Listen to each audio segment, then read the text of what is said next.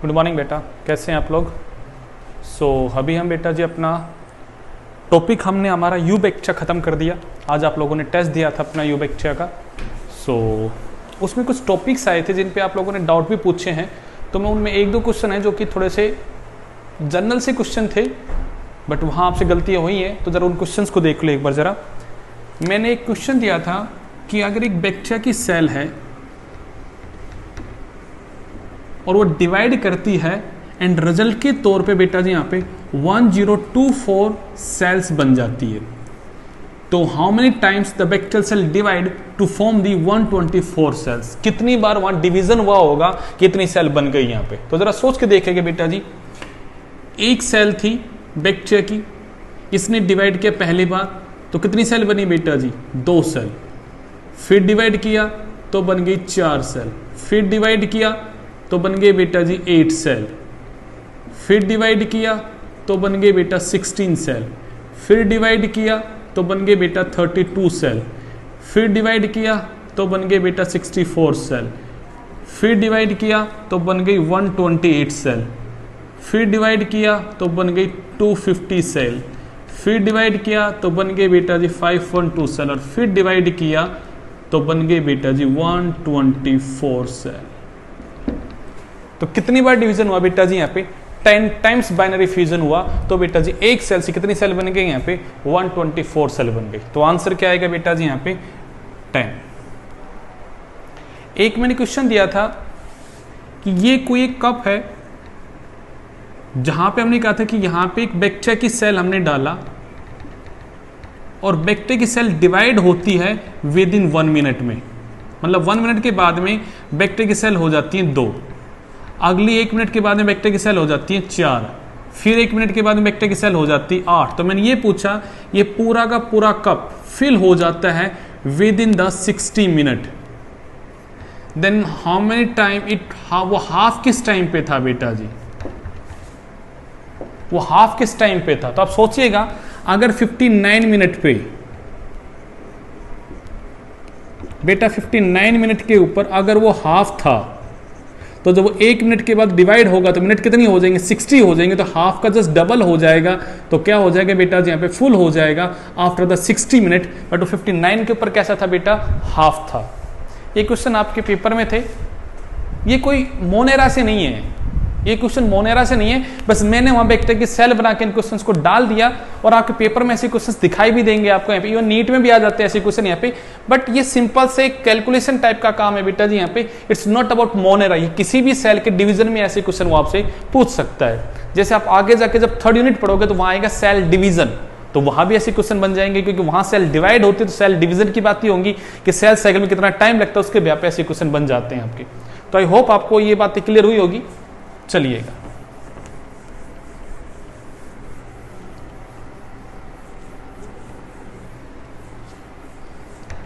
अब पॉइंट आता है कि अब हम नया टॉपिक क्या शुरू करेंगे। तो आज हम एक नया टॉपिक शुरू कर रहे हैं।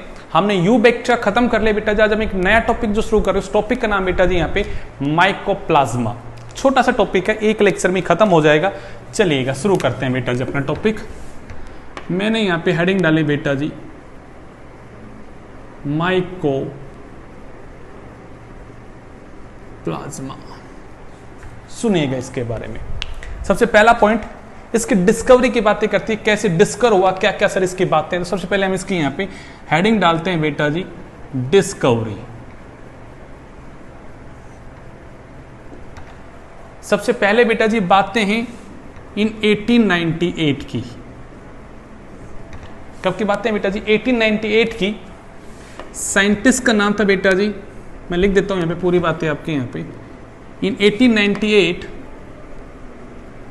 नोकार्ड and Roux discover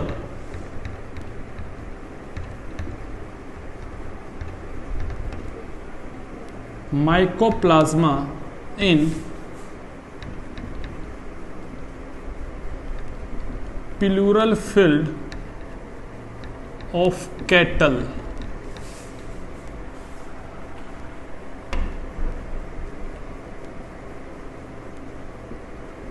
suffering from pleura pneumonia.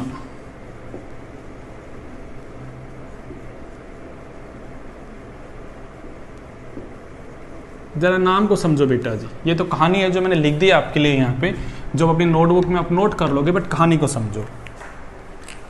हमारे लंग्स के लिए बेटा वर्ड यूज होता है प्लूरल। मैंने कहा प्लूरा जो वर्ड है बेटा जी, ये प्लूरा है क्या? तो मैं कहूंगा pleura is the covering of lung.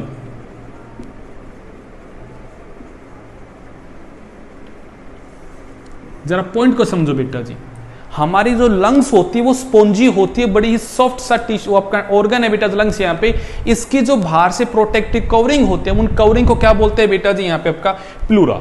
और हम कहते हैं लंग्स के एक नहीं 2 मेम्ब्रेन्स होती है, एक होती है बाहर, तो हम कहते हैं एक होती है आउटर मेम्ब्रेन और एक होती है बेटा जी इनर मेम्ब्रेन। तो कितनी मेम्ब्रेन उसके? यहाँ पे 2 मेम्ब्रेन होती है, और दोनों मेम्ब्रेन के बीच में बेटा जी एक फ्लूइड भरा हुआ होता है।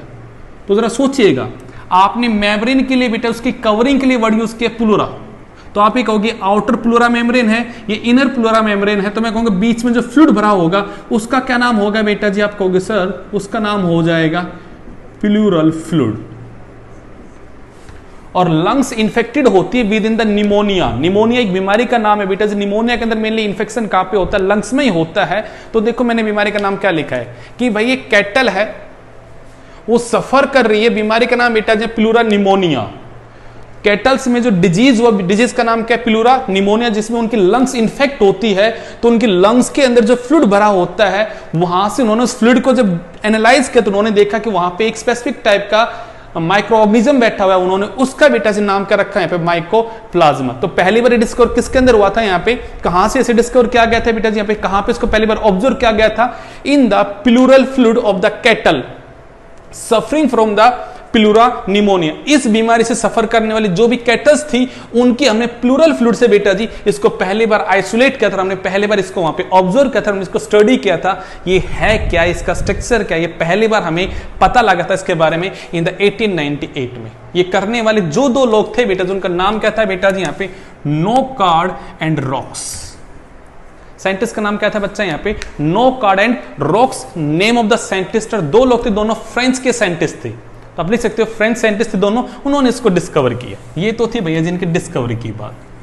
अब सोचो इनको जब ऐसे डिस्कवर किया तो इनका नाम क्या रखा होगा उन लोगों ने?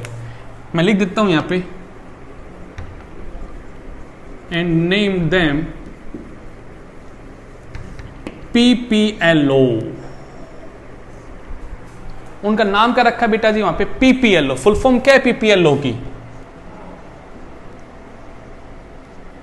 प्लूरा निमोनिया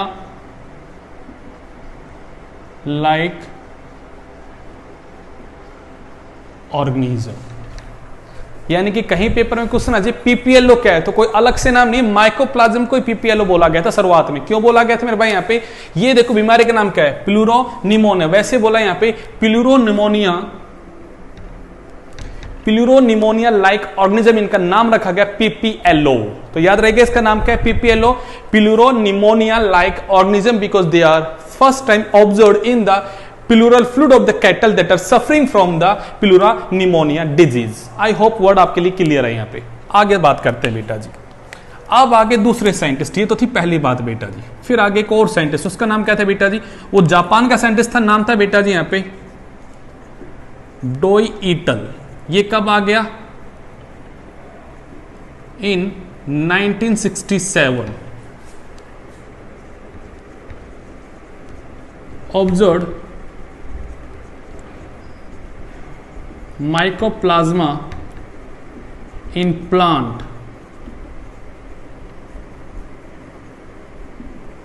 suffering from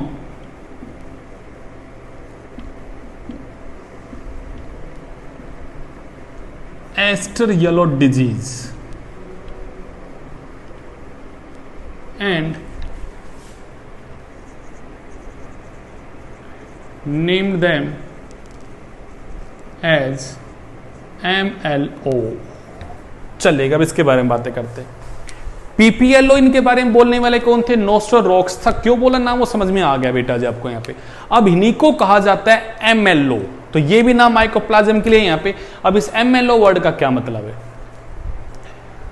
डोइटल नाम क्या है बेटा जी यहां पे?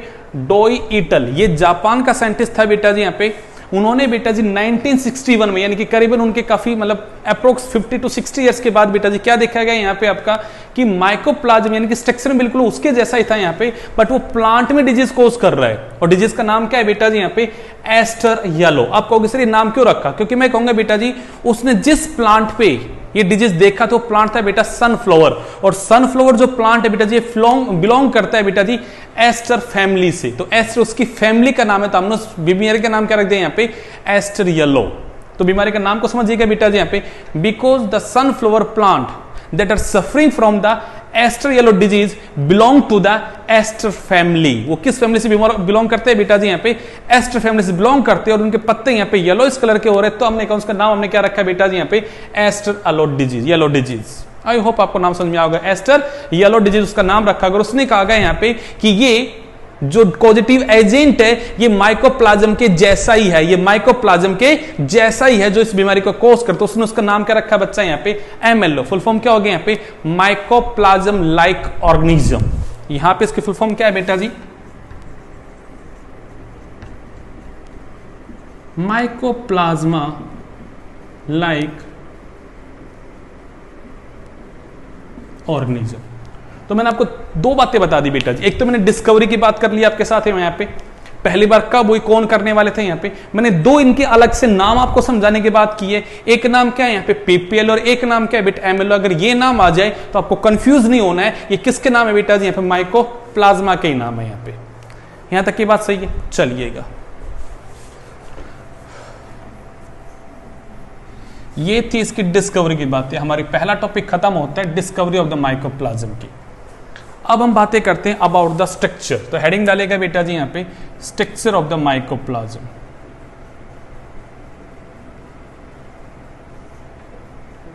स्ट्रक्चर क्या पढ़ना हमें? अब एक पॉइंट तो आपके दिमाग में क्लियर होना चाहिए, हम यहां पे मोनेरा किंगडम पढ़ रहे हैं, मतलब हम यहां पे एक प्रोकैरियोटिक सेल की बात कर रहे हैं, क्योंकि आपने एक बात बोली है मोनेरा किंगडम से बिलोंग करने वाला each and every organism is prokaryotic. तो ये प्रोकैरियोटिक है।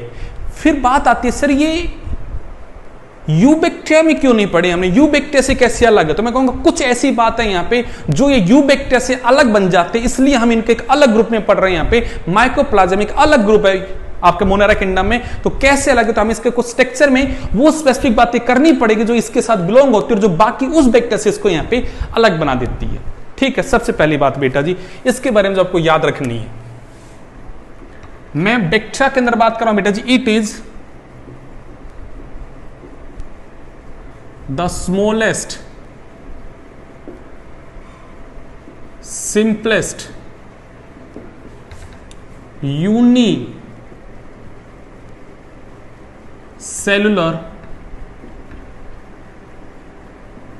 Prokaryotic organism. पहली बात हमने से बताई, सेल को देखोगे तो बहुत ही छोटी है, स्मॉलेस्ट है, बड़ा ही सिंपल है। प्रोकैरियोटिक सेल वैसे सिंपल होती है, तो मैंने कहा सिंपलेस्ट है। और यूनिसेलुलर, एक ही सेल है, बहुत सारे सेल का ग्रुप नहीं है यहां पे आपका। और प्रोकैरियोटिक क्या है? ऑर्गेनिज्म। यानी कि इस वर्ड को तो आपको समझना ही समझना है कि मोनेरा से बिलोंग करने वाले सभी कौन है बेटा जी यहां पे? प्रोकैरियोटिक है। तो ये भी प्रोकैरियोटिक है, और वैसे ये यूनिसेलुलर है और सिंपलेस्ट और स्मॉलेस्ट। अभी स्मॉलेस्ट वर्ड को समझिएगा, क्यों बेटा जी? Its size ranges between 0.1 micrometre to 0.15 micrometre in diameter.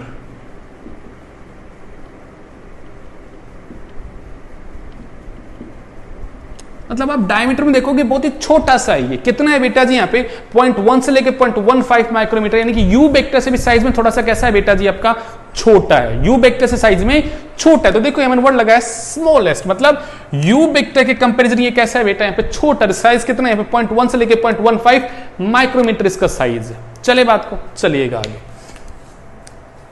आप कहोगे सर ये यू बैक्टीरिया से छोटा है, इस बात को आप कैसे प्रूव कर सकते हो? तो मैं कहूंगा सुनेगा बेटा जी, एक फिल्टर, बैक्टीरियल प्रूफ फिल्टर आता है, मैं वर्ड को लिख देता हूं यहां पे। एक पेपर आता है, हमने उस पेपर का नाम रखा बेटा जी बैक्टीरियल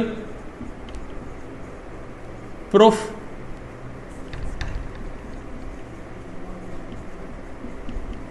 फिल्टर। क्या होता है ये एक ऐसा फिल्टर पेपर है जिससे अगर आप बैक्टीरिया को फिल्टर करोगे तो बैक्टीरिया इस फिल्टर से फिल्टर नहीं हो सकता, और आप बैक्टीरिया को अलग कर सकते हो, सेपरेट कर सकते हो by using this filter paper.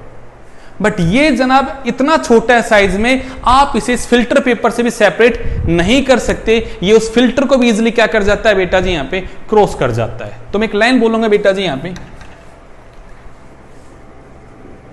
It can not be separated from या सेपरेटेड बाई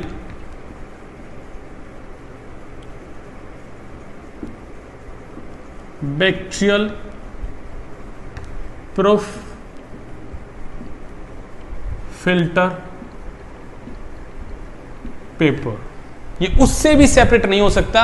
ये पानी में अगर मिला हुआ है, यहां पे किसी फ्लूइड में अगर मिला हुआ, तो अगर आप उसको इस पेपर से फिल्टर करोगे तो ये इजीली उससे भी क्या हो जाएगा, पास ऑन हो जाएगी। जबकि बैक्टीरिया इतना बड़ा साइज में तो होता है कि वो इस फिल्टर वाले जो पोर है उनको वो क्रॉस कभी नहीं कर सकते, बट आप इसको सेपरेट नहीं कर सकते इसका यूज करके। तो हमने कहा भाई बैक्टीरिया से भी साइज में कैसा है, छोटा है, तो हमने इसलिए वर्ड ही बोला स्मॉलेस्ट, और हमने इसका साइज बताया आपको, इसका साइज कितना है। ठीक बात है। यहां पे 3 पॉइंट आपको समझ में आते हैं। यहां पे अब पॉइंट आता है सर और इसके बारे में क्या यूनिक बात है। ये तो ठीक है, छोटे साइज का बैक्टीरिया, कौन सी बड़ी बात पड़ गई, तो हम इसे स्मॉलेस्ट बैक्टीरिया के नाम से पढ़ लेते, फिर अलग से इसको रखने की क्या जरूरत थी, अलग से रखने की क्या जरूरत थी, उसको समझिएगा बेटा जी। It is the prokaryotic organism that do not have the cell wall, इसके सेल वॉल ही एब्सेंट है। चौथा पॉइंट समझो बेटा जी यहां पे, सेल वॉल एब्सेंट। दिमाग की घंटी बजी। बैक्टीरिया के अंदर क्या पढ़ा है बेटा आपने, मानसी, प्रिया, क्या पढ़ा है कि bacterial cell wall is made up of peptidoglycan. अरे कल ही क्वेश्चन पेपर में सोल्व किया आप लोगों ने कि peptidoglycan is made up of polysaccharide and amino acid, किया था ना ऐसा क्वेश्चन कल आप लोगों ने अटेम्प्ट। तो आपने वहां का, वहां तो सर पेप्टाइडोग्लाइकेन है, और उस सेल वॉल के पे 2 तरह के बैक्टीरिया हैं, ग्राम पॉजिटिव है तो ग्राम नेगेटिव है।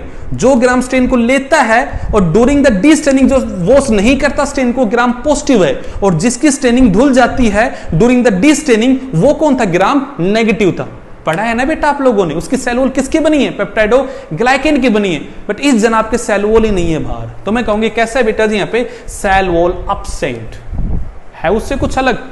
अब बताइएगा मुझे, क्या मैं इसको यूबैक्टीरिया वाले ग्रुप में रख सकता हूं क्या? माना प्रोकैरियोटिक है, माना प्रोकैरियोटिक है, बट भाई उसके तो सेल वॉल है, बट मैं इसके तो सेल वॉल है ही नहीं यहां पे, तो इसको मैं उस ग्रुप से क्या निकालना पड़ा, बाहर निकालना पड़ा बेटा जी। पहला पॉइंट आ गया यहां पे आपके दिमाग के लिए। अगले पॉइंट पे आते हैं बेटा जी, सेल मेम्ब्रेन इज ट्राइलेयर्ड। पॉइंट को पकड़ो, यही है पॉइंट जो आपको पकड़ने हैं बेटा जी। आप ये कहते हो सर सेल मेम्ब्रेन, बाहर बाउंड्री है, एक बाउंड्री,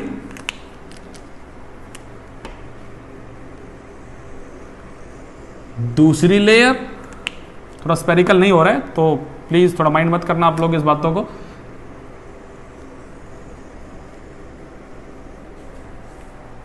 सेल मेम्ब्रेन है बट कैसी है, ट्राइलेयर है। पर ये डायग्राम मैंने गलत बनाया है। क्यों गलत बनाया है? क्योंकि मैंने तो यहां उसकी शेप स्पेरिकल कर दी, बट एक बात को सोचिएगा, इसके बाहर सेल वॉल तो एब्सेंट है। तो जैसे अमीबा होता है ना, जिसकी शेप हमेशा चेंज होती रहती है, जिसकी फिक्स कोई शेप ही नहीं है, तो वैसे मैं कहूंगा इसकी शेप भी फिक्स नहीं है, बिकॉज बाहर से एक प्रोटेक्टिव कवरिंग सेल वॉल तो यहां पे क्या है बच्चा, एब्सेंट है। तो मैं कहूंगा इसके अच्छे से हम स्ट्रक्चर कुछ इस तरह से बनाए तो ज्यादा अच्छा मैं समझ में आ गया, ताकि हम इसका एक और ना रख सके।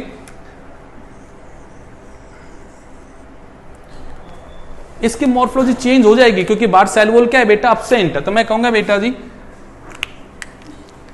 कि ये सेल मेम्ब्रेन है इसकी, बट सेल मेम्ब्रेन की लेयर कितनी है वो समझने वाली बात है यहां पे। इसकी सेल मेम्ब्रेन की एक नहीं,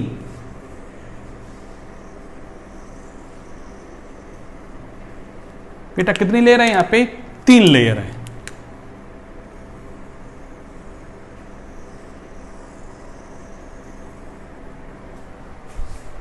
cell membrane is tri layer, इसलिए मैंने 3 अलग अलग कलर यूज किए ताकि आपको समझ में दिखाई दे चीजें यहां पे। इसकी सेल लेयर जो है वो एक लेयर की नहीं, कितनी लेयर की है बेटा जी यहां पे, ट्राई लेयर है उससे अलग, है उससे अलग। उसकी कैसी थी, बाई लेयर, जैसे कि सबकी सेल मेम्ब्रेन होती है बाई लेयर, इसकी कैसी यहां पे आपकी ट्राई लेयर होती है।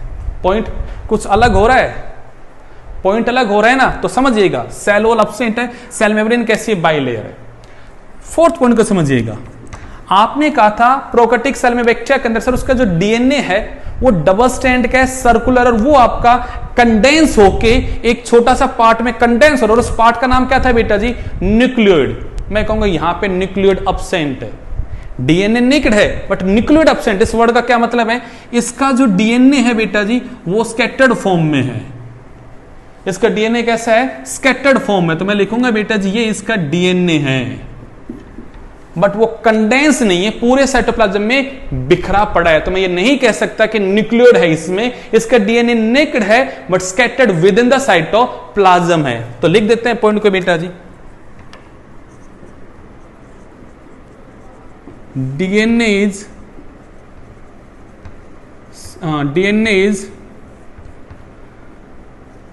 Double standard. पहला पॉइंट नेक्ड, ये वर्ड मैंने आपको पहले भी समझाया था। नेक्ड वर्ड का क्या मतलब है, कोई पूछ ले आपसे सब्जेक्टिव क्वेश्चन में what do you mean by naked DNA, तो आप ये बोलोगे DNA that is not surrounded by the nuclear membrane. Vanshika क्या बोला मैंने बेटा जी, DNA that is not surrounded by the nuclear membrane is known as naked DNA. ठीक बात है, सुनिएगा बेटा जी, DNA is double standard naked and scattered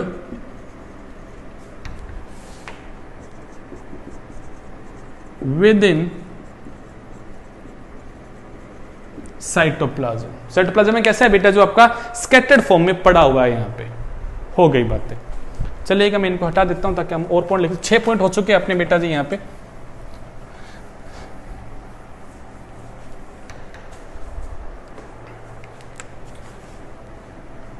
point आता है सर इसका राइबोसोम कैसे, मैं कहूंगा वो वैसा ही जैसे प्रोकैरियोटिक सेल था। कैसा बेटा जी, यहां पे हैव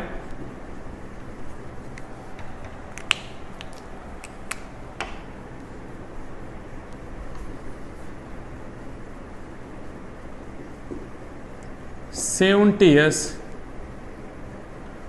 राइबोसोम एंड मेटाबॉलिज्म, ऐसे लिख देते हैं, and enzyme for metabolism are present within cytoplasm. तो चलो बना देते हैं डायग्राम में कि सर उसका ये राइबोसोम है। कैसा राइबोसोम है, 70s का बेटा राइबोसोम है। एंड साइटोप्लाज्म में आप ये कह सकते हो ऐसे एंजाइम्स पड़े हुए हैं जो कि डिफरेंट टाइप के बेटा जी यहाँ पे मेटाबॉलिज्म में इन्वॉल्व है, वो यहाँ बैठे हुए हैं। ठीक है, ऐसे इनऑर्गेनिक ग्रेन्यूल बैठे हुए हैं जो आपने बैक्टीरिया में पढ़े, तो सेम बातें हैं बेटा जी यहाँ पे, ग्रेन्यूल्स, डिफरेंट टाइप के ग्रेन्यूल्स बैठे हुए हैं यहाँ पे। ठीक बात, अगले वर्ड में आना। वहां पे आपने ये कहा था सर सेल मेम्ब्रेन जो होती है वो अंदर की साइड में इनफोल्ड होकर वहां पे एक स्ट्रक्चर बनता है मीजोसोम। और सर मीजोसोम में हमने एक वर्ड पढ़ा था सेप्टल मीजोसोम, जो कि डीएनए को कनेक्ट करता है विद द न्यूक्लियर मेम्ब्रेन। वैसा स्ट्रक्चर यहां नहीं है। आपने वहां एक फंक्शन और पढ़ा था सर, मीजोसोम का एक फंक्शन होता है कि वहां पे जब भी डीएनए अपने आप को रेप्लिकेट करता है तो वो एक अटैचमेंट साइट प्रोवाइड करता है। फिर यहां पे अटैचमेंट साइट कौन प्रोवाइड करेगा, मैं कहूंगा यस, इसके पास एक और स्पेसिफिक स्ट्रक्चर बैठा है, हम उसकी बात कर लेते हैं बेटा जी। मैं उसको बना देता हूं यहां पे,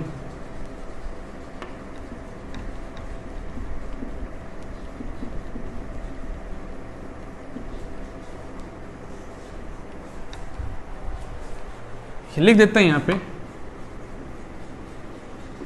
replicating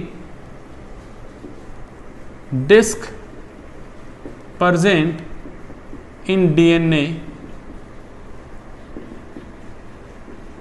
that provide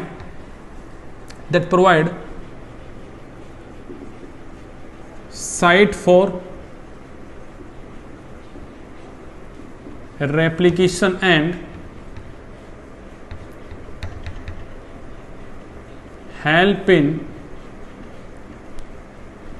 separation of genetic material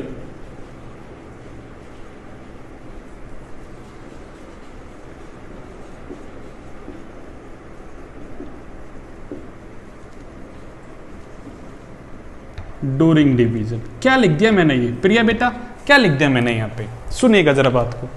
sir ये वो पर्टिकुलर पॉइंट है जहां से रेप्लिकेशन शुरू होगा, तो मैं कहूंगा site of the initiation of the replication है पहला पॉइंट।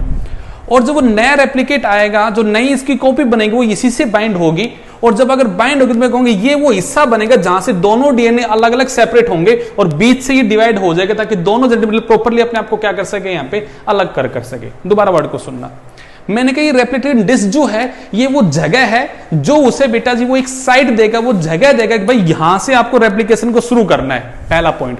और जब रेप्लिकेशन हो जाएगा तो जो दो कॉपी यहां बनेगी, जो ये डीएनए अपनी कॉपी बनाएगा, कॉपी बनाने वाला प्रोसेस कौन सा, रेप्लिकेशन। तो जैसे ही रेप्लिकेशन हो जाएगा अब डीएनए की एक नहीं बेटा दो कॉपी प्रेजेंट है, तो दोनों कॉपी कहां बंधी हुई, रेप्लिकेटिंग डिस्क के बंधी है। और जब ये रेप्लिकेटिंग डिस्क के बंधी होगी तो जहां ये रेप्लिकेटिंग डिस्क होगा वहां के बीचों बीच बैक्टीरिया की सेल डिवाइड हो जाएगी, ये माइकोप्लाज्म डिवाइड हो जाएगा, ताकि दोनों डीएनए प्रॉपर्ली अपने आप को क्या कर सके बेटा जी, सेपरेट कर सके। तो मैं कहूंगा इनिशिएशन ऑफ द रेप्लिकेशन में हेल्प किसने की, रेप्लिकेटिंग डिस्क ने, और जेनेटिक मटेरियल के सेपरेशन में भी हेल्प किसने की बेटा, रेप्लिकेटिंग डिस्क ने की। ये बात सही है। अब मैं जो लाइन बोलने जा रहा हूं उस बात को सुनना बेटा जी। इसका डीएनए सर कैसा है, सर्कुलर है या लीनियर है? तो कुछ बुक्स लिखती हैं कि सर्कुलर है, बट हमारी एनसीईआरटी बुक ने तो मेंशन नहीं किया, बट मैं अगर आपको हायर बुक्स की बातें करूं तो अब डायग्राम को अगर देखोगी तो डायग्राम को देखो बेटा जी थोड़ा ध्यान से। मैंने दोनों एंड, मैं थोड़ा और छोटा कर देता हूं, मैंने दोनों एंड डीएनए के मिलाए नहीं है, और अगर ये एक एंड ये दूसरा एंड है, मतलब दोनों एंड अगर आपस में अटैच नहीं है तो डीएनए यहां पे सर्कुलर नहीं है। इवन अगर आप कुछ मॉड्यूल पढ़ोगे एलएन वगैरह के तो वहां पे स्पेसिफाई भी कर रखा है कि इसका डीएनए जो होता है वो लीनियर होता है। कैसा होता है बेटा जी, लीनियर होता है। जबकि प्रोकैरियोटिक सेल में आप बातें करते यू बैक्टीरिया की, वहां पे डीएनए कैसा था बेटा जी, वहां पे सर्कुलर था, बट इसका डीएनए कैसा दिखता है बेटा जी, लीनियर। क्यों बोला मैंने ऐसा यहां पे, क्योंकि इसके एक तो दोनों एंड आपस में कहीं अटैच ही नहीं हुए। देखो बेटा जी डायग्राम में ये एंड फ्री बैठा है, ये एंड फ्री बैठा है। हमारी एनसीईआरटी बुक ने स्पेसिफाई नहीं किया है, और हम जब प्रोकैरियोटिक सेल के कंसेप्ट की बात करते हैं तो वहां हम बोलते हैं कि उसका सर्कुलर होता है, but in the mycoplasm we observe DNA is little bit, और मैं कहूंगा DNA is linear, it is not circular, as both end are not attach. यहां दोनों एंड आपस में अटैच नहीं है, तो हम इसे किस में कंसीडर करेंगे बेटा जी, यहाँ पे लीनियर मान के चलते हैं इसके, किसको बेटा जी, यहाँ पे डीएनए को। ये बात मेंशन कर लेना, इंपॉर्टेंट पॉइंट डाल के बेटा जी, कि डीएनए इसका कैसा है, लीनियर है, नॉट सर्कुलर। चलिएगा ये पॉइंट हो गए, 8 पॉइंट हो गए। और अब क्या बात बोले आप, हम इसकी एक और बात करते हैं यहां पे, किसकी बात करते हैं यहां पे, न्यूट्रिशन की बात करते हैं। मैं 9th पॉइंट में बात करता हूं बेटा जी न्यूट्रिशन की। तो आपने जब बैक्टीरिया को पढ़ा तो वहां पे आपने क्या कहा था, सर बैक्टीरिया जो होता है वो तो सबसे ज्यादा डाइवर्सिटी शो करता है मोड ऑफ न्यूट्रिशन में। ऑटो भी है तो ऑटो में वो फोटो भी है तो वो कीमो भी है, और हिट्रोसर वो अलग अलग टाइप का है वहां पे। वैसे मैं कहूंगा इसका जो है वो है हिट्रोट्रॉफिक मोड ऑफ न्यूट्रिशन। तो पहला पॉइंट बेटा जी, ऑटो नहीं है, हिट्रोट्रॉफिक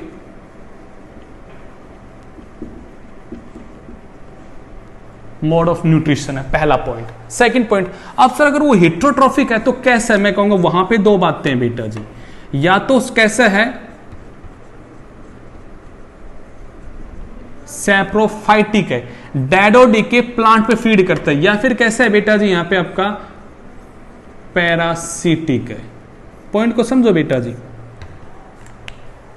मैंने कहा या तो सैप्रोट्रॉफिक, इस वर्ड का क्या मतलब है बेटा जी यहां पे, feed on dead and decay plant. मैंने फाइट वर्ड लगाया पीछे, तो एनिमल पे नहीं, डायरेक्ट डीके प्लांट पे फीड करता है बेटा जी। या फिर कैसे पैरासिटिक है, और मैं कहूंगा बेटा जी पैरासिटिक है तो मैं वर्ड बोलूंगा बेटा जी cause disease in both plant and animal. ये जनाब दोनों में डिजीज कोज करता है, प्लांट में भी और किसमें बेटा जी, यहाँ पे एनिमल में। तो मैं कहूंगा कैसा है बेटा जी यहाँ पे पैरासिटिक उसका मोड है, या फिर कैसे यहाँ पे सैप्रोट्रोफिक है। तो हम डिजीज की बातें आखिरी में करेंगे आपके साथ यहाँ पे, बट फिलहाल यहां तक की बात को समझिएगा। हो गया पॉइंट यहाँ पे। अब आता है सर व्हाट अबाउट रेस्पिरेशन। तो चलिए एक अगला पॉइंट डालते हैं बेटा जी यहाँ पे 10th इसके बारे में। Sir what about it's respiration. तो मैं कहूंगा it is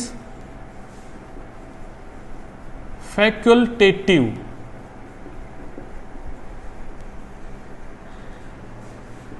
and aerobic. I think ये वर्ड आप लोगों को याद होना चाहिए। ये एक ऐसा बैक्टीरिया है, एक ऐसा भैया जी यहाँ पे ये आपका ऑर्गेनिज्म है that can survive in the absence of oxygen. याद है फैकल्टेटिव, जो जैसा दिखता है वैसा होता नहीं है। ये है तो aerobic but it can also survive in the absence of oxygen. तो लिखना है बेटा जी यहां पे it can survive in absence of oxygen. Point clear है? It can survive in the absence of oxygen, क्योंकि कैसे है फैकल्टेटिव एनारोब्स है, ऑक्सीजन होगा तो भी सर्वाइव करेगा। ये है तो वैसे एरोबिक की बैक्टीरिया, इसका मेन जो बेटा जी लिविंग स्टैंडर्ड वो कैसा है यहाँ पे एरोबिक है, but it can also survive in the absence of the oxygen में सर्वाइव कर जाएगा। तो कैसा है बेटा जी फैकल्टेटिव एनारोब्स है ये। ठीक है, ये वर्ड हो गया। अब पॉइंट आता है सर रिप्रोडक्शन और बताओ इसका कैसे होता है।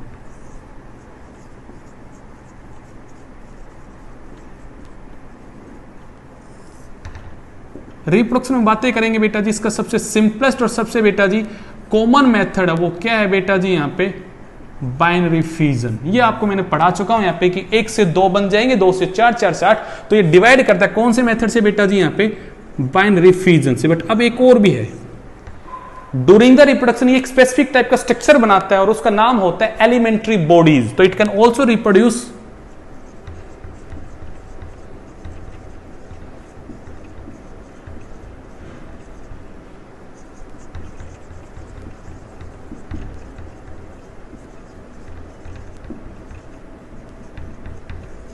ये बेटा जी आपके कमिंग टेस्ट में क्वेश्चन मिलेगा, आपको लिख लेना इस बात के, पक्का आपको क्वेश्चन मिलेगा। Elementary bodies of the microplasm help in, किस में हेल्प करती है? किस में हेल्प करती है? Help in the reproduction. आपको किस एलिमेंट्री बॉडीज है क्या?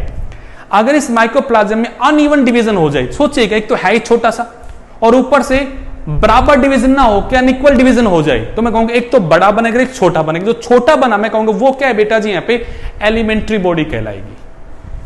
Elementary bodies form due to the uneven division. Even ना होकर कैसे डिवीजन हो जाए बेटा जी? अनइवन डिवीजन हो जाए। तो मैं कहूंगा इन दैट कंडीशन बेटा जी यहाँ पे ये आपका फॉर्म होता है यहाँ पे। ठीक बात है, चलिएगा ये इसका रिप्रोडक्शन हो गया। हमने सब कुछ जान लिया इसके बारे में, इसके स्ट्रक्चर के बारे में, इसके सब चीजों की हमने बातें कर ली यहाँ पे। अब क्या बच गया इसका? सोचिएगा, आपने जो बातें की इसका स्ट्रक्चर जान लिया आप लोगों ने यहाँ पे कि इसका डीएनए जो वो स्कैटर्ड फॉर्म में पड़ा हुआ है, राइबोसोम है इसके पास 70s का, हीटोट्रोफिक मोड ऑफ न्यूट्रिशन है। तो आप कहोगे सर कैसा सैप्रोट्रोफिक है या फिर कैसा है पैरासिटिक है, सेल वॉल अब्सेंट है, सेल मेम्ब्रेन और कैसे यहाँ पे ट्राइलेयर की होती है। ये सब इसके स्ट्रक्चर की बात होगी। अब एक बात और करते हैं, हम मेनली बैक्टीरिया को किल करने के लिए केमिकल का यूज करते हैं। आपने देखा होगा जब आपको बैक्टीरियल इन्फेक्शन होता है डॉक्टर आपको एंटीबायोटिक देता है। क्या देता है आपको? एंटीबायोटिक देता है। तो सर ये एंटीबायोटिक से मर जाएगा या किससे नहीं मरेगा उसके बारे में और थोड़ी सी बात कर लेते हैं यहाँ पे। तो बेटा एक एंटीबायोटिक होती है, कितने पॉइंट हो गए थे? 12। तो 13 पॉइंट पे लिखिएगा बेटा जी, it is resistant to penicillin antibiotic. मैंने स्पेसिफाई कर दिया बेटा जी यहां पे, it is resistant to the penicillin. मतलब पेनिसिलिन एंटीबायोटिक अगर आप लोगे तो ये किल नहीं होगा। क्यों नहीं किल होगा? Because penicillin antibiotic it mainly या it break cell wall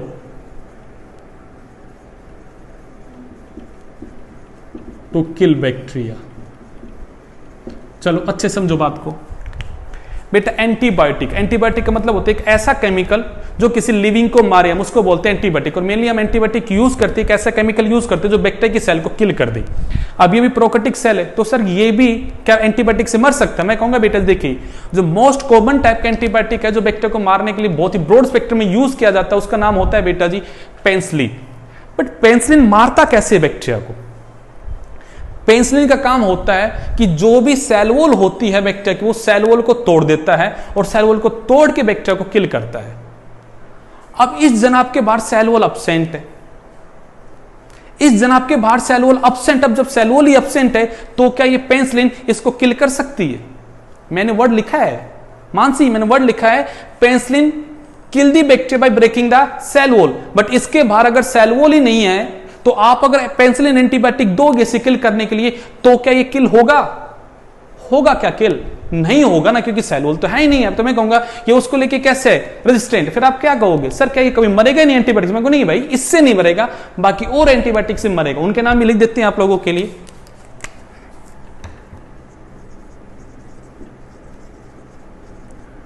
but sensitive to antibiotic like tetracycline and क्लोरोएम्फेनिकोल।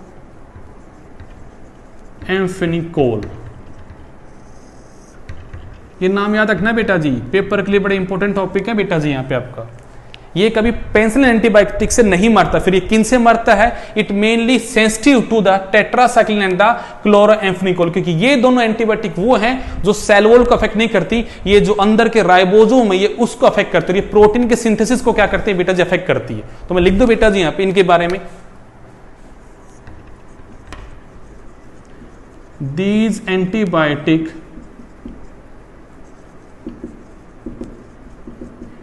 inhibit the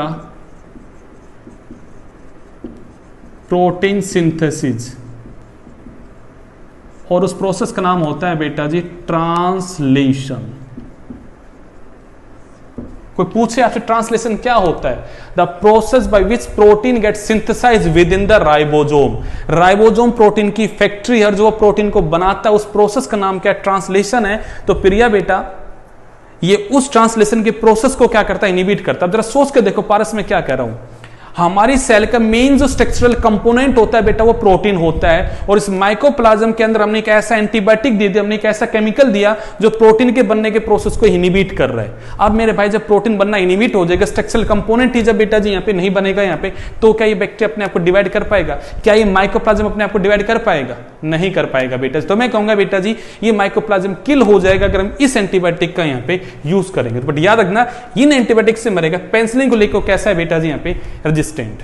ठीक है, चलिएगा हमारे 13 पॉइंट हो गया। अब अगले पॉइंट पे आते हैं, 14th पॉइंट पे।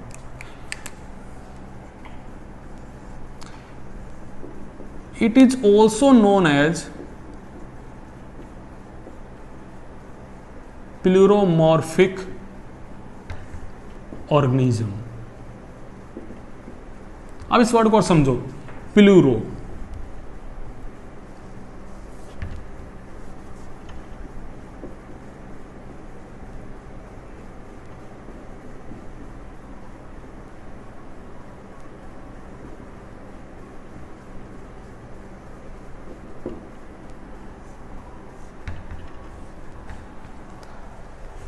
अब देखो इसके बाद सेल वॉल क्या है बेटा जी? आपकी एब्सेंट है। सेल वॉल क्या है? इसकी एब्सेंट है। तो मैं कहूंगी एक ऐसा organism that can change, organic नहीं ऑर्गेनिज्म,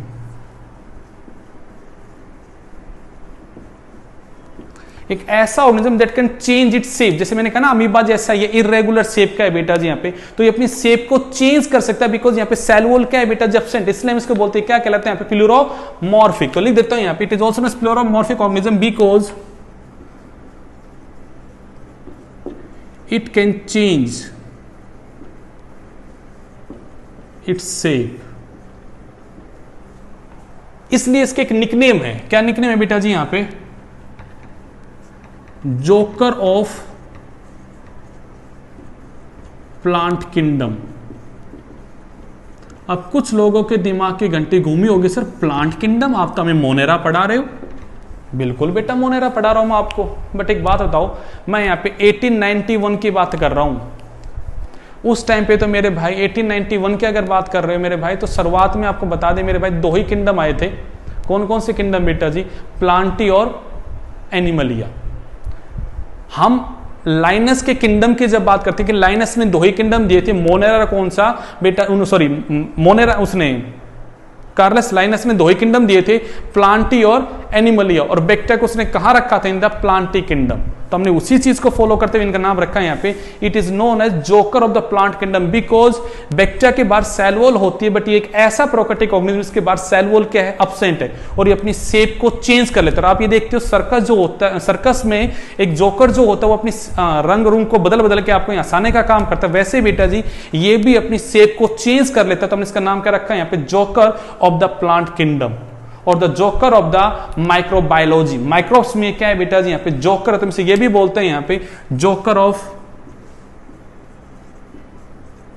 माइक्रोबायोलॉजी, इसका यहां पे निकनेम रखा गया। तो आपको ये बातें कोई पूछे पीपीएलओ कौन है, एमएलओ कौन है, पिलोरोमॉर्फिक कौन है, joker of the plant kingdom कौन है, तो सब कौन है बेटा जी यहाँ पे? आपका माइकोप्लाज्म। इसी के साथ माइकोप्लाज्म खत्म होता है आपका, बोर होने की जरूरत नहीं। एक छोटी सी चीज और पढ़ाऊंगा, उसके साथ आपका टॉपिक खत्म हो जाएगा। एनर्जेटिक रहो, बोर नहीं होना है आपको। अब क्या बच गया? तो जैसा कि आपने कहा कि it can cause disease in the plant as well as in the animal, तो हमें अब यहाँ पे कुछ डिजीज की बात करनी पड़ेगी, ज्यादा नहीं, तीन चार डिजीज की बात करेंगे। 3-4 प्लांट में 3-4 एनिमल में क्या क्या होता है उनकी बातें करते हैं। तो चलिएगा लिख देते हैं नाम यहाँ आपके लोगों के लिए।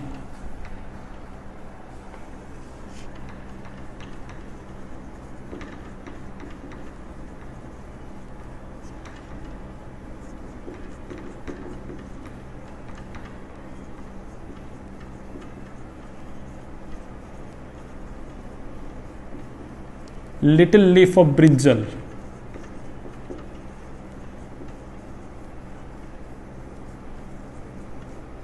Ester yellow, disease of sunflower, और क्या बोले और हम यहाँ पे? Bunchy top, bunchy top of papaya, bunchy top of papaya. एक आता है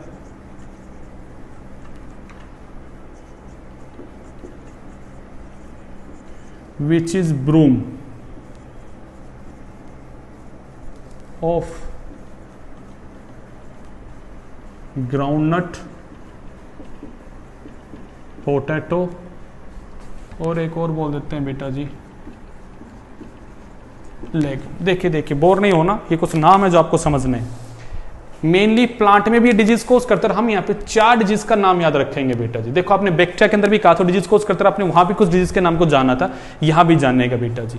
सबसे पहला डिजीज का नाम है बेटा जी यहाँ पे लिटिल लीफ ऑफ ब्रिंजल। जैसा कि नाम से इंडिकेट हो रहा है, जब ये ब्रिंजल के अंदर बेटा जी डिजीज कोज करेगा तो उसकी वजह से जो लीफ का जो साइज होता है वो छोटा हो जाएगा। अब लीफ का साइज जब छोटा होगा तो amount of food preparation, amount of the food synthesis brinjal में क्या होगी? कम होगी, तो प्रॉपर्ली ग्रो नहीं कर पाएगा। तो मैं कहूंगा उस डिजीज का नाम क्या होता है यहाँ पे? Little leaf of the brinjal, जहां पे size of the leaf get sharply decrease. अगले पॉइंट पे आते हैं बेटा जी, aster yellow disease of sunflower. मैं आपको बता चुका हूं बेटा जी यहाँ पे लीव्स का कलर येलो हो जाएगा, तो इसलिए वर्ड यूज आया येलो बेटा जी।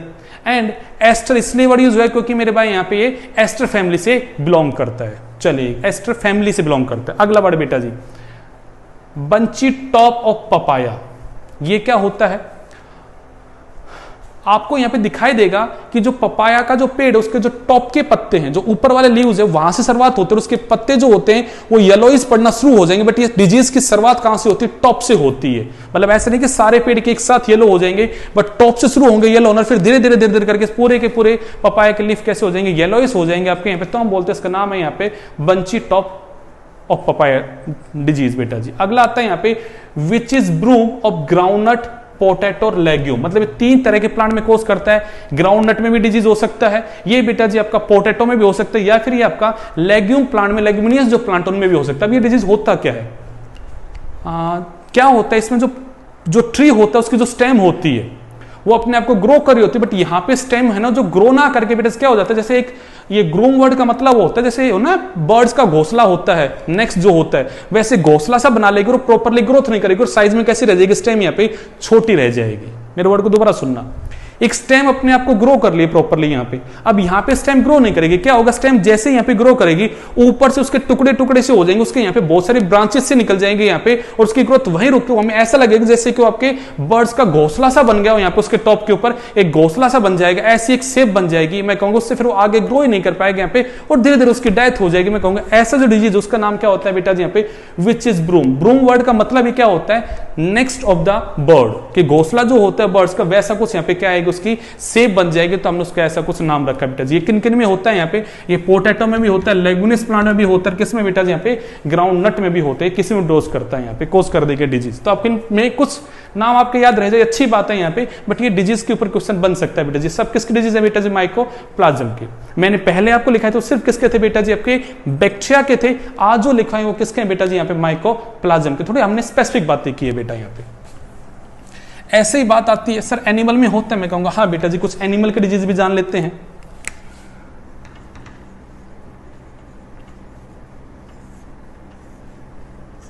पहला जान लेते हैं, आपने बेटा जी निमोनिया नाम लिखा है, उसी तरह बातें कर लेते हैं यहां पे। माइकोप्लाज्मा निमोनिया, ये डिजीज का नाम है बेटा जी। कोस कौन करता है यहां पे इसको,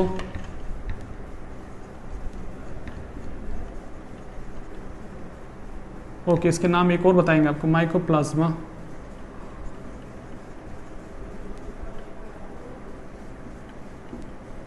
निमोनी। आपको याद है आपने निमोनिया डिजीज बैक्टीरिया के अंदर पढ़ा था, वहां पे आपने बीमारी में पॉजिटिव एजेंट का नाम लिखा था हीमोफाइलस इन्फ्लुएंजा, जो कल आपके पेपर में भी आया था, या फिर आपने नाम लिखा था streptococcus pneumonia. Sir these are the positive agent of the pneumonia disease, लिखा था ना आप लोगों ने बेटा जी। वैसे मैंने कहा ये भी निमोनिया कोज करता था, हम उस निमोनिया को बोलते हैं या तो माइकोप्लाज्म निमोनिया, कि ये निमोनिया हो रहा है, ये बैक्टीरिया वाला निमोनिया नहीं है, ये माइकोप्लाज्म वाला निमोनिया। तो मैंने नाम लिखा माइकोप्लाज्म निमोनिया, या मैं इसके एक और नाम लिखता हूं बेटा जी यहां पे, it is also known as atypical pneumonia.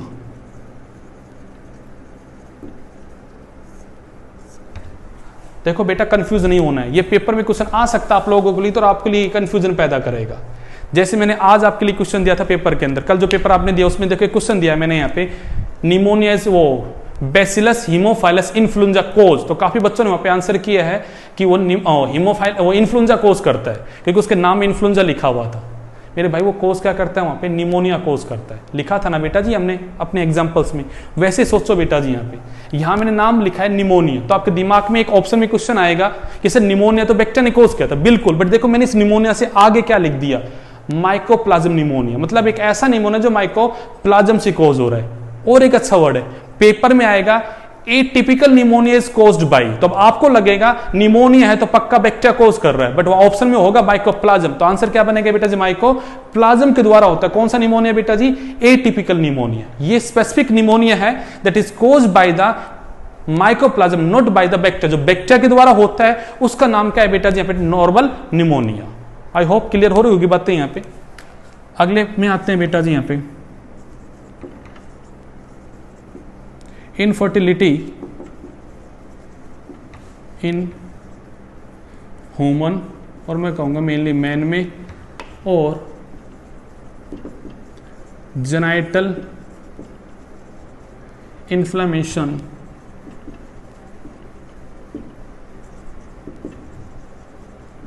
In human. कोज करने वाले डिजीज का नाम, उसका पॉजिटिव एजेंट का नाम होता है बेटा जी माइकोप्लाज्म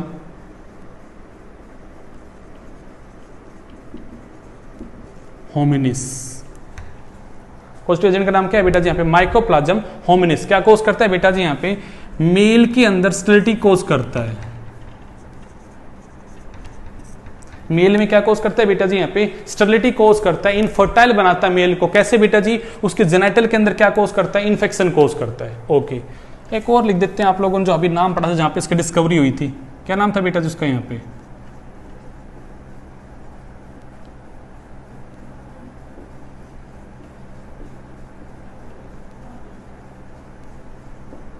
कैटल में हुआ था, तो कैटल के लिए वर्ड आ गया बेटा जी बोविन, और उनको क्या कॉज करता है, प्लूरोनिमोनिया। तो हमने नाम रख दिया बेटा जी यहाँ पे, डिजीज का नाम क्या है, यहाँ पे बोविन प्लूरोनिमोनिया। कॉज करने वाली स्पीसीज का नाम होता है बेटा जी माइकोप्लाज्म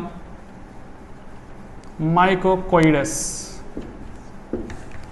देखो देखो देखो, लेक्चर थोड़ा बड़ा हो गया, मुझे लग रहा है आप लोग बोर हो गए होंगे, थोड़ा सा बोरिंग हो गया, कोई नहीं, हम करते हैं इस चीजों को एक बार रिकवर दोबारा से। हमने बेटा सबसे पहले यहाँ पे माइकोप्लाज्म के बारे में बातें की, इसके बाद सेल वॉल क्या है बेटा जी, एब्सेंट है। इसकी सेल मेम्ब्रेन कैसे, यहाँ पे ट्राइलेयर है। इसका डीएनए यहाँ पे स्कैटर्ड फॉर्म में है, और वो सर्कुलर ना होके कैसे यहाँ पे लीनियर है, बट डबल स्टैंडर्ड है, नेक्ड है बेटा जी। सेल ऑर्गेनेल के तौर पे यहाँ पे कौन बैठा, 70 का राइबोसोम है। ग्रेन्यूल्स यहाँ पे प्रेजेंट है। एंजाइम सारे कहाँ है बेटा जी, यहाँ पे आपके विद इन द साइटोप्लाज्म है।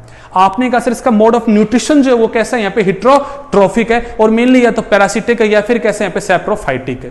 रेस्पिरेशन में ये अब्सेंस ऑफ ऑक्सीजन में भी इजीली क्या करता है, ये सर्वाइव कर लेता है। सर रिप्रोडक्शन कैसे, मैं कहूंगा दो तरह का है, या तो ये बाइनरी फिजन से डिवाइड करता है, या फिर ये एलिमेंट्री बॉडीज बना के डिवाइड करता है। वही बात है यहाँ पे, ये पेनिसिलिन एंटीबायोटिक को लेके क्या है बेटा जी, रेजिस्टेंट है, बट टेट्रासाइक्लिन और क्लोरोएम्फेनिकोल को लेके कैसा है, ये सेंसिटिव है। यहाँ पे ये बातें होगी। ये joker of the plant kingdom है, जोकर ऑफ द माइक्रोबायोलॉजी कहलाता है, बिकॉज ये अपनी शेप को चेंज कर सकता है, तो ये क्या कहलाता है, प्लूरोमॉर्फिक भी कहलाता है। हो गई बातें यहाँ पे। अब बात आता है सर ये प्लांट में डिजीज कोज करते हैं, मैंने कहा बिल्कुल कोज करते हैं। मैंने 4 आपको बीमारियों का नाम लिखा है जी, कहां कोज करता है, आपके प्लांट में। वहां पे एक नाम तो पक्का याद रखना, कौन सा वाला बेटा जी, 2 नाम याद रखना। एक तो बेटा जी आप little leaf of the brinjal, ये पक्का पेपर में क्वेश्चन आ सकता है बेटा जी आपका यहाँ पे। और एक नाम पक्का याद रखना एस्टर येलो, जो कि आपने डिस्कवरी में बातें की है, ठीक है। वैसे मैं कहूंगा हाँ, एनिमल के अंदर बेटा जी 3 बीमारियों का मैंने नाम लिखवाया आपको। सबसे पहले का नाम क्या लिखाया, निमोनिया। ये याद करना क्यों जरूरी है आप लोगों के लिए, क्योंकि निमोनिया बैक्टीरिया के द्वारा भी कोज होती है, बट यहां पे निमोनिया का स्पेसिफिक नाम है। क्या नाम है, या तो माइकोप्लाज्मा निमोनिया, ये नाम से तो आप समझ जाओगे माइकोप्लाज्म से हो रही है, बट इसका एक और नाम याद रखना बेटा जी यहाँ पे, एटिपिकल निमोनिया।